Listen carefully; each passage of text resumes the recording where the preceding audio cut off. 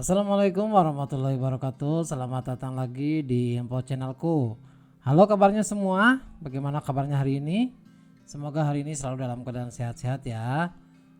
Pada video kali ini kita akan membahas kunci jawaban PLH kelas 6 halaman 56 sampai dengan halaman 58. Namun sebelum lanjut pada video pembahasan, jangan lupa untuk selalu berdoa agar pembelajaran kita bisa berjalan dengan lancar.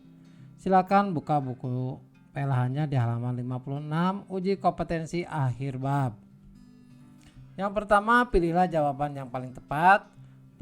Yang nomor 1,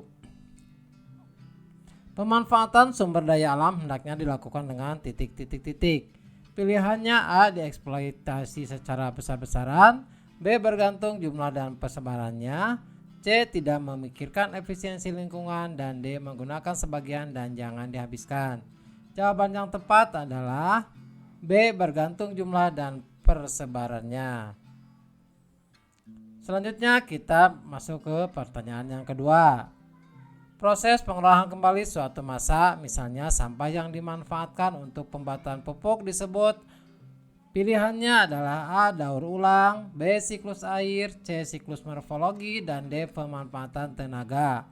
Jawabannya adalah daur ulang, A. Selanjutnya masuk ke pertanyaan nomor 3. Daerah aliran sungai merupakan daerah yang peka terhadap titik. Pilihannya adalah A, penguapan tanah, B, terjangkitnya penyakit, C, banyaknya sedimentasi, dan D, kerusakan dan pencemaran.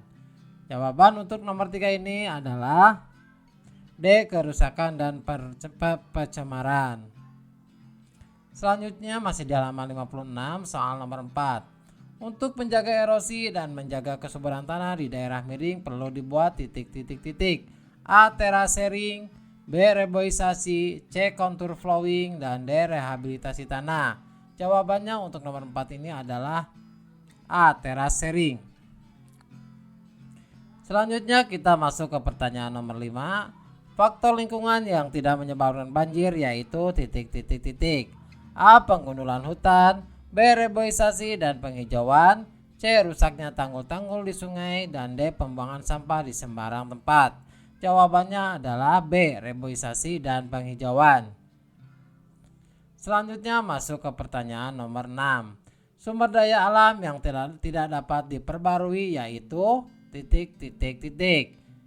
Pilihannya adalah A, flora, B, fauna, C, hutan, dan D, minyak bumi. Jawaban yang benar adalah D, minyak bumi.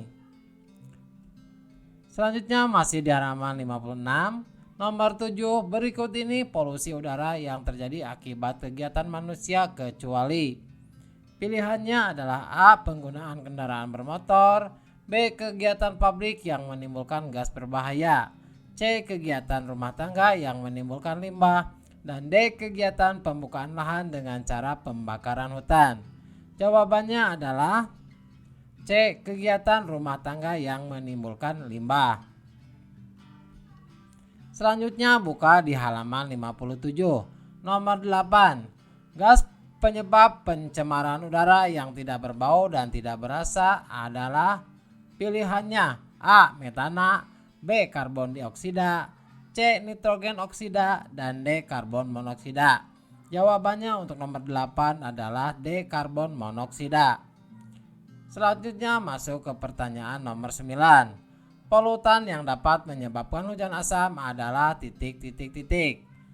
Pilihannya adalah A, partikel pasir dari pabrik semen, B, kandungan timah hitam dari pembuangan kendaraan bermotor, C, sulfur dioksida dari pembakaran batu bara di pembangkit listrik, dan D, penguapan air pada menara pendingin pembangkit tenaga listrik.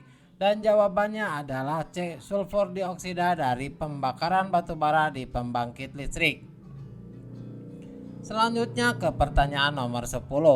Hujan asam dapat mengakibatkan titik. Pilihannya adalah A, berkaratnya benda logam, B, menipisnya lapisan ozon, C, matinya bakteri pengurai, dan D, naiknya suhu bumi pada rantai makanan. Jawabannya adalah berkaratnya benda logam. Jadi hujan asam dapat mengakibatkan berkaratnya benda logam. Selanjutnya ke nomor 11. Salah satu efek rumah kaca adalah A. Menipisnya ozon, B. Menipisnya lapisan ozon, C. Sinar UV langsung menembus bumi tanpa penghalang, dan D. Perubahan iklim yang mengakibatkan kekeringan atau curah hujan yang tinggi. Jawaban untuk pertanyaan ini adalah D. Perubahan iklim yang mengakibatkan kekeringan atau curah hujan yang tinggi. Selanjutnya ke pertanyaan nomor 12. Pencemaran tanah di daerah pemukiman biasanya akan segera dirasakan oleh penduduk sekitar. Tanda yang akan segera terlihat adalah A. Tanah berubah warna, B. Kualitas air menurun, C. Banyaknya tanaman yang mati, dan D. Tanah menjadi berbau tidak sedap. Jawabannya adalah B. Kualitas air menurun. Selanjutnya ke pertanyaan nomor 13. Sampah yang tidak dapat diurai secara biologis ... Pilihannya adalah A. Plastik, B. Makanan, C. Kertas karton, dan D. Bangkai hewan. Jawaban untuk pertanyaan ini adalah A. Plastik. Sampah yang tidak dapat diurai secara biologis plastik. Selanjutnya nomor 14. Penggunaan insektisida untuk membasmi hama dapat mengganggu keseimbangan lingkungan. Hal ini disebabkan karena ... A. Dapat meracuni manusia, B. Hama akan mati sampai ke larvanya, C. Hewan yang tidak untuk dibasmi akan ikut mati, dan D. Bersifat tidak terurai sehingga akan mencemari lingkungan. Jawaban untuk pertanyaan ini adalah D. Bersifat tidak terurai sehingga akan mencemari lingkungan. Selanjutnya buka di halaman 58 untuk nomor 15. Cara penanggulangan pencemaran air sebagai dampak kemajuan ilmu dan teknologi industri adalah, pilihannya adalah A. Membuang sampah limbah sedikit demi sedikit, B. Membatasi penggunaan zat-zat kimia, C. Mengolah limbah sebelum dibuang ke sungai, dan D. Memberi sanksi kepada pengusaha industri. Jawaban untuk pertanyaan ini adalah C. Mengolah limbah sebelum dibuang ke sungai. Demikianlah pembahasan PLH untuk kelas 6 halaman 56 sampai dengan 58. Semoga video ini bermanfaat. Assalamualaikum warahmatullahi wabarakatuh.